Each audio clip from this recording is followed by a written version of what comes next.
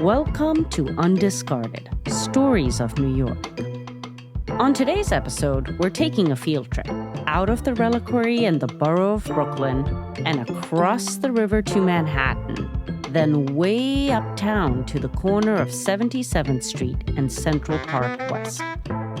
Our studio today is in the South Gallery on the first floor of the New York Historical Society, the city's first museum established back in 1804. Here, an item from the Reliquary's permanent collection is on loan for the exhibition. I'll have what she's having, the Jewish Deli, which is on display until April 2nd, 2023. This show is a celebration of a uniquely American form of restaurant created by a group of immigrants that had an enormous impact on the culture and history of New York City and the country as a whole. These immigrants were the Yiddish-speaking Ashkenazi Jews that hailed from Eastern Europe and arrived in the city in the late 19th and early 20th centuries. The object we're here to look at is an enormous white neon sign, around 3 feet high and 10 feet wide, spelling out the letters 2nd Ave in a typeface designed to look a lot like Hebrew letters. They're missing 4 letters, I should say, Deli, D-E-L-I. They are. They couldn't salvage the deli. Of course, this is part of the signage that hung outside the famous 2nd Ave Deli in its original location at the corner of 2nd Avenue and East 10th Street in what is now called the East Village. At the time, this was the center of the Yiddish theater district of the Lower East Side. Was this sort of Hebrew style of lettering common for delis, or did you guys come up with it? My brother came up with it. It has a Hebrew look, and some people actually think that these are Hebrew letters. They don't realize it's English, the regular alphabet, but done in this Hebrew style. It's very unique. It's very unique, and when you look at the sign, even if you can't read, you know what you have. That's the great thing about the letters. You know it's a Jewish place to come and eat. That's the voice of Jack Lebewohl. He inherited the deli in 1996 after the tragic passing of his brother Abe, who founded it back in 1954. Did you know this had been saved when the original location had been shut down? Oh. Yes. It was because of us, actually. Really? As far as I was concerned, it was historical and had value. And I understood the meaning of 2nd Avenue Deli to New Yorkers, and even to Americans, not just New Yorkers, because we have people coming in from all over the country and the world to eat at 2nd Avenue Deli. When most New Yorkers these days hear the word deli, they probably think of a carry-out food counter in the back of a convenience store or bodega. They serve coffee, egg and cheese sandwiches in the morning, gyros the rest of the day, maybe alongside a salad bar and some steamed table-style prepared foods. There are thousands of these around the city, one on just about every commercial block. For the rest of the country, deli is a place in the supermarket you go to buy cold cuts, sliced cheese, and pre-made potato salad. But the word deli, or rather delicatessen, which means something like fancy eats in Yiddish, originally signified something very different. It was a sit-down restaurant serving a very specific type of cuisine. Sandwiches, yes, but these were usually house-made meat like corned beef, pastrami, and beef tongue, slow-cooked, tender, and extremely different from what you'd find at the deli counter of a mainstream supermarket. These were served alongside traditional rye bread, horseradishy mustard, and many variety of homemade pickles. Further down the menu would be staples of turn of the 20th century Yiddish home cooking that are extremely hard to find anywhere nowadays, even in New York. And for decades, these restaurants were the center of Jewish American social life. Deli was a place not just to come and have a corned beef or pastrami sandwich. People would come to the deli and eat their meals at the restaurant. We had customers who would come in 5, 6, 7 days a week to eat by us. Literally almost every day. And the menu was broad and they had something different every day. Well, I heard that was kind of the magic of the Jewish deli, is that it was a gathering place, you know, especially with the first wave of immigration. You know, they weren't necessarily accepted everywhere. So I can't answer about being accepted, but they came to the deli because it was theirs. This was their food, their culture, and they didn't feel they were eating in strange surroundings. I've gone into fancy restaurants, and maybe I felt even a little bit uncomfortable. But when you eat in the deli, you don't feel uncomfortable. You feel like you're eating at home, and no one's going to question you. what are some of your favorite foods from the deli? It's almost everything. I love the stuff. And unfortunately, some of the dishes we can't even serve anymore because the customer base of the deli has totally changed. Where before we could serve flanken, goulash, chicken fricassee, stuffed cabbage, all of our soups, the gefilte fish, the chopped liver. Oh God, am I getting hungry? I'm getting hungry too. I didn't get the liver and the tongue. That's what I'm going to do next time. That's what I wanted to get. The chopped liver and the tongue is to die for. You're actually reminding me of two customers, a father and son. Father was a widower. The son was a bachelor. The son actually worked as a security guard in the courthouse. And they would come to the deli, I would say, 5, 6 days a week, most probably. And we had a waitress by the name of Selma. And all she handled was the counter. They walk in, they just go right to the counter, and they sit down there.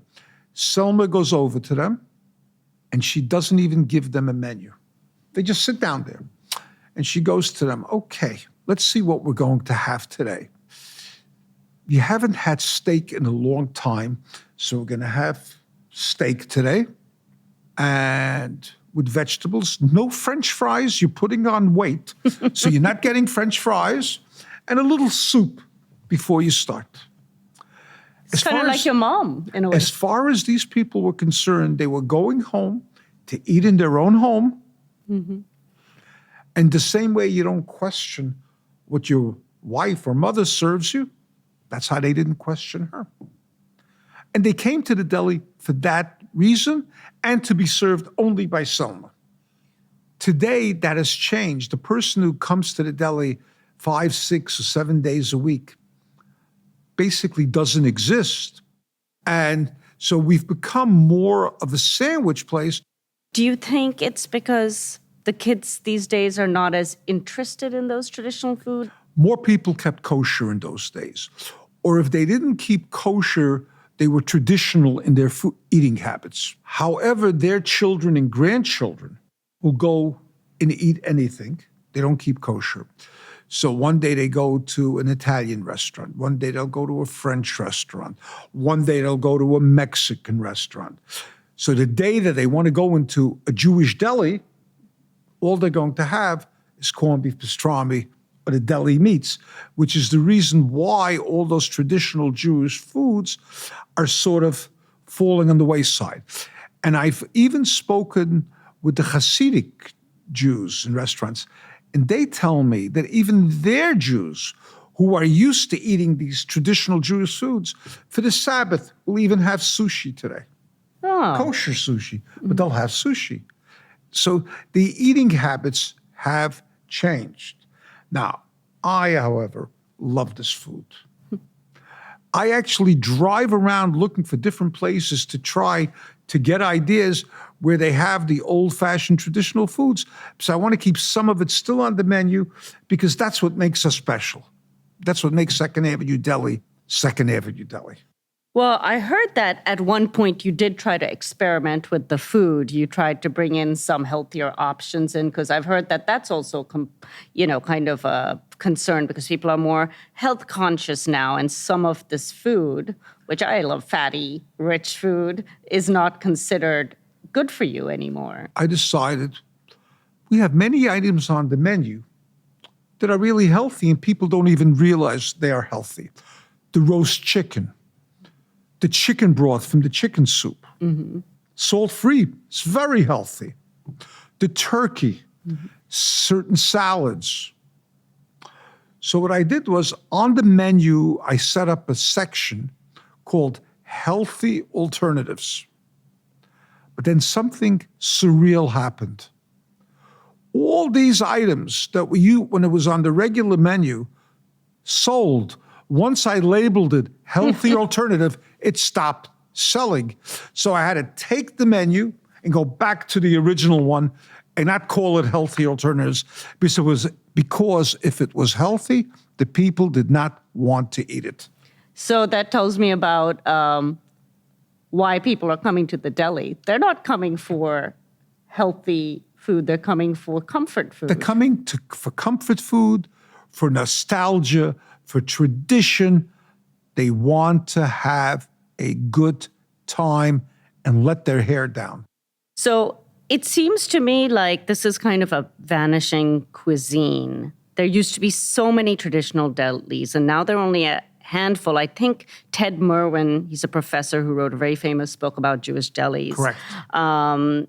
He said New York was once home to more than 1,500 Jewish delis during the 1930s. And now just across the state, I think he said there are 20, and that number is still dwindling. I don't even know if there are 20 anymore. In Manhattan today, I can think of 5 maybe in Manhattan, all of Manhattan today. 5 of what you consider traditional kosher delis. Traditional delis. As far as kosher is concerned, there are only 3 kosher delis in the city today in Manhattan. Wow. Well, how about Brooklyn? Are there any in Brooklyn? You have a handful in Brooklyn also. But the ones in Brooklyn are actually on a smaller scale. So why do you think so many delis closed? I know that, Stage Deli closed in 2012, Carnegie Deli 2016, Fine and Shapiro 2020. Why do you think so many are closing? 2 reasons. One, the customer base is shrinking. And number 2, it's a question of finances, being able to pay the rent. We had to move from 2nd Avenue and 10th Street for financial reasons. And I have to tell you, because it'll show you the reason why Jewish delis are going down and why the Jewish scene is changing. On 33rd Street, this must have been, I would say, around 2008, 2009, shortly after we opened there, a man walks into the store, middle of lunch. Tall, heavy-set man, good-looking guy. And he walks into this and goes, I smell Judaism. And when I heard it, in a way I felt good that the deli meant something important to him and everything. But in another sense, I felt this is the reason everything is going down, because the Jewish religion is more than just eating Jewish food. It's all our traditions. It's all our, it's so many different things. It's our religious books. It's our religious observances and everything. And if all he can say is this is Judaism, that's tragic, but that's the reason the deli is also going down. Did kosher procedures sort of affect the deli business? Was it a factor in delis closing down in New York? Surprisingly, my answer is no. The reason for that is very simple. Many, if not most, of the delis that were open were not kosher, even at the turn of the century. So I'm thinking of Katz's Deli. It was never kosher. You have other kosher delis, but most of the delis were not kosher, so, to my surprise and chagrin, so to speak.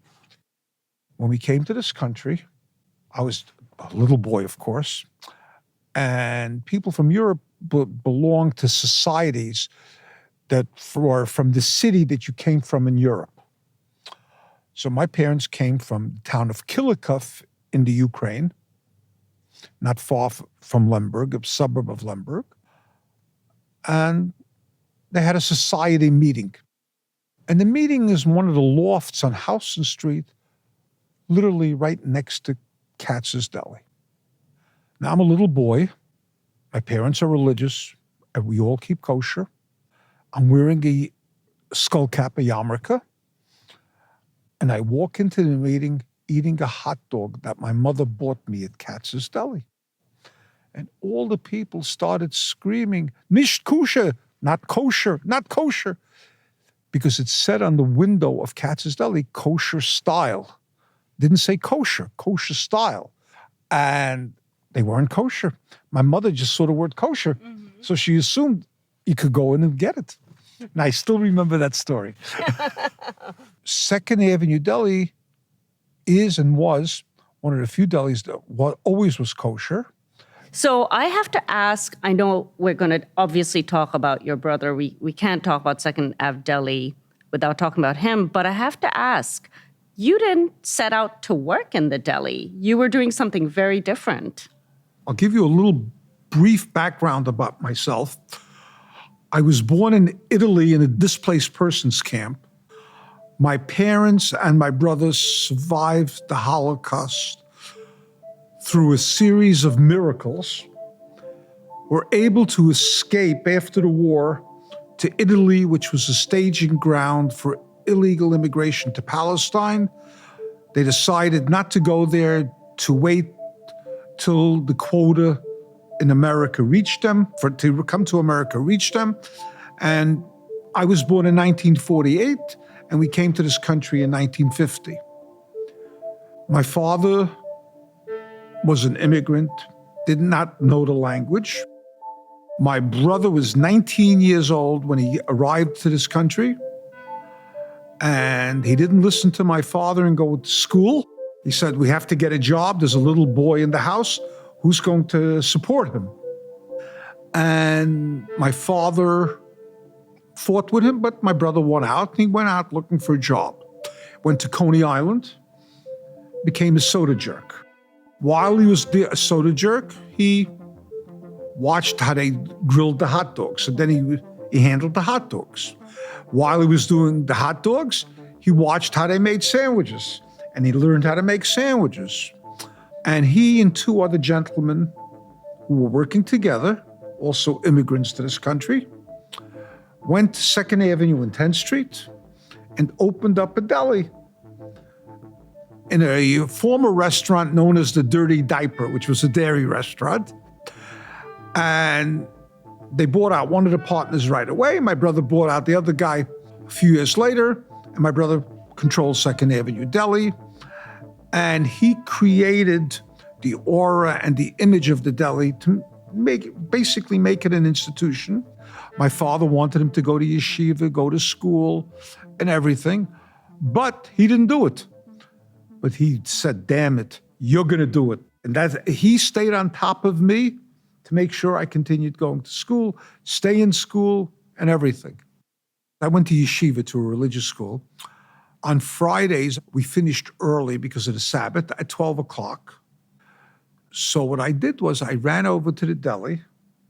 I was 6, 7 years old. I worked behind the counter giving people hot dogs.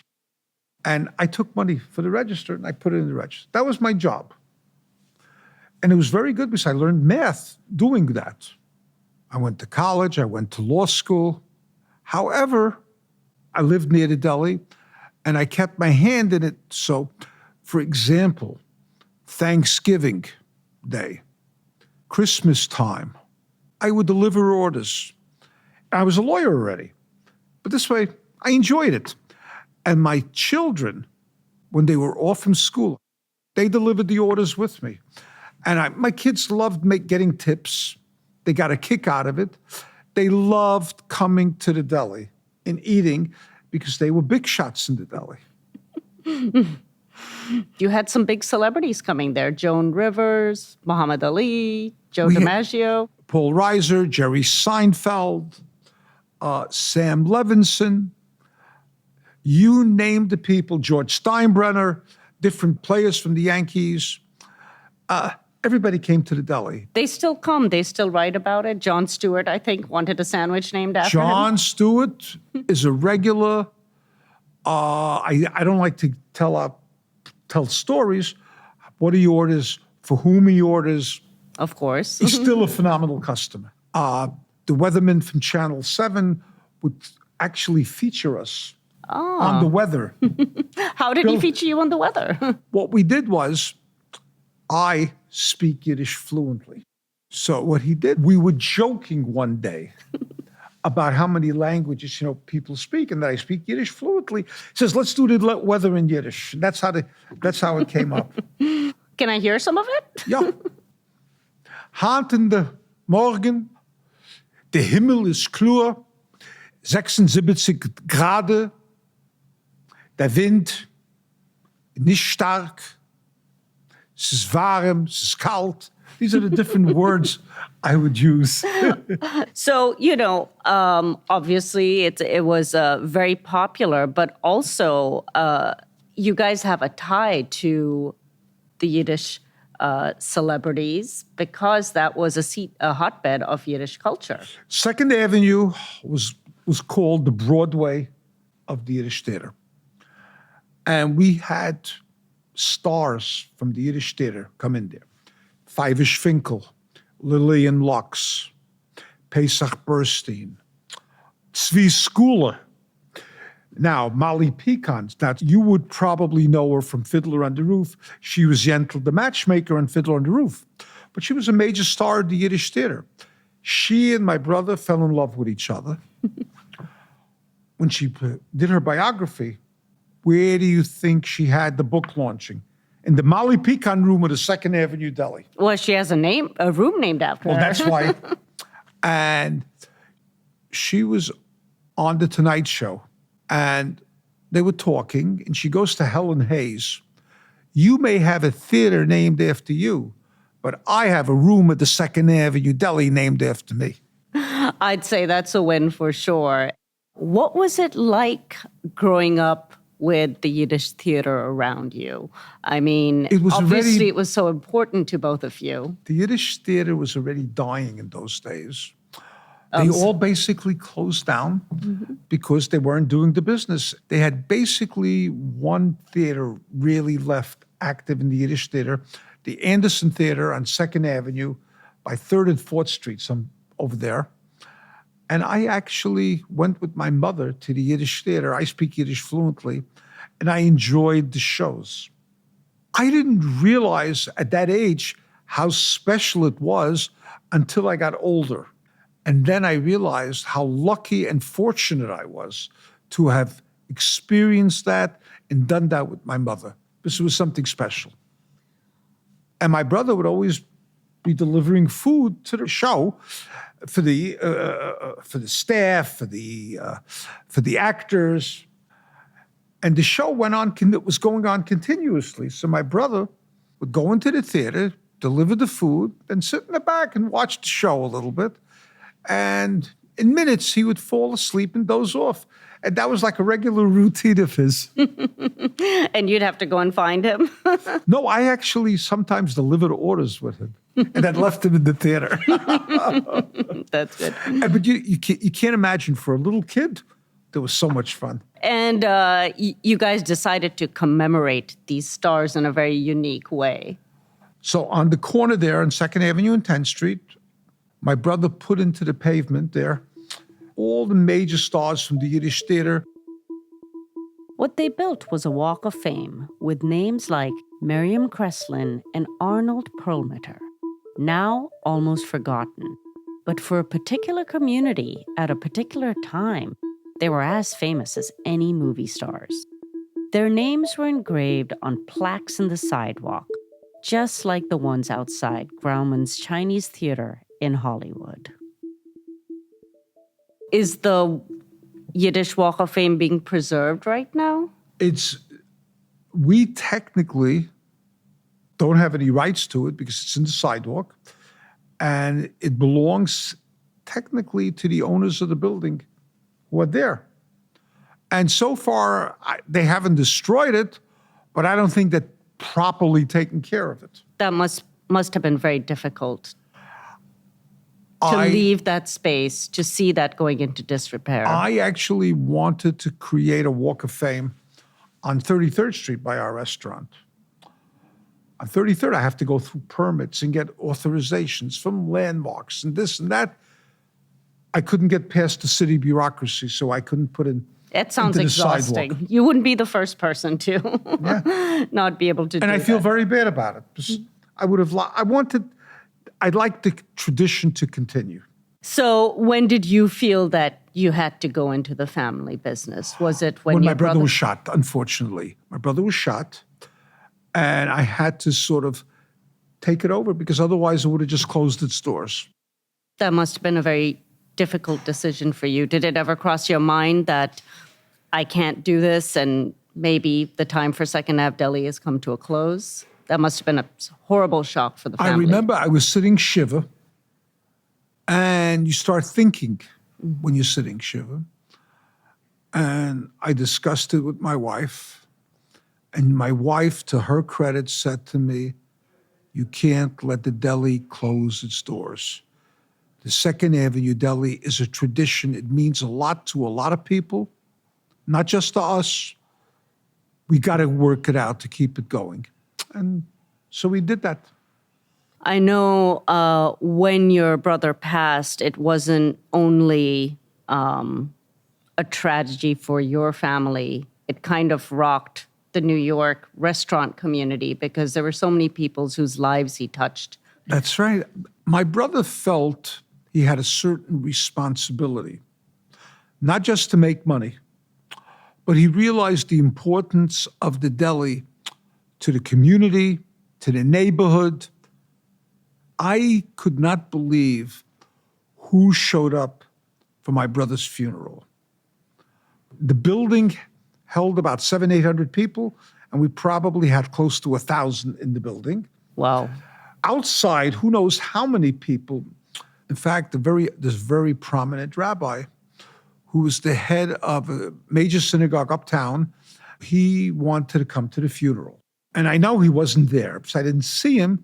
The rabbi dropped me a note, and he said, "I couldn't get to you. The traffic was backed up on 2nd Avenue because of the funeral. I could not get to you." Well, that's confirmation in itself that you needed to keep the Second Ave Deli going. That's right. What's the future of the New York Jewish Deli? There will be a future. What it will look like 10, 15 years from now, I can't tell you, but I pray to God that I'm around to see it. I know that your children are involved in this business, and that must have been amazing for you. My children are involved in it. They have slightly different ideas as me. That's why my son opened up the second floor lounge. We have on 75th Street location a second floor, which is an upscale lounge. They serve alcohol and everything. Were you against the idea? No. I actually encourage my kids, and I said, you have to think out of the box. And I said, you're young enough to think out of the box. I'm not. We did that for that specific reason. We wanted to open up the restaurant to younger people. 2 weeks ago on a Thursday night, I took out 2 friends to the lounge. Mm-hmm. My friends and I ate the normal stuff from the deli. The entire floor was occupied. I don't think there was anyone over 35 there. Everyone was under 35, young people having a great time. The oldest people was myself and my 2 friends. Mm-hmm. That must be heartwarming to see I enjoyed it. I had pleasure. But they're still preserving the traditions in their own way. That's exactly it. So what they're doing is they're preserving the traditions, but going off in their own individual direction. And I'm assuming their children will do the same, go off in their direction, and at the same time preserve the traditions. And that's not very different from what you and your brother did. Exactly. Well, what's more New York than that? Doing it your own way, right? Correct.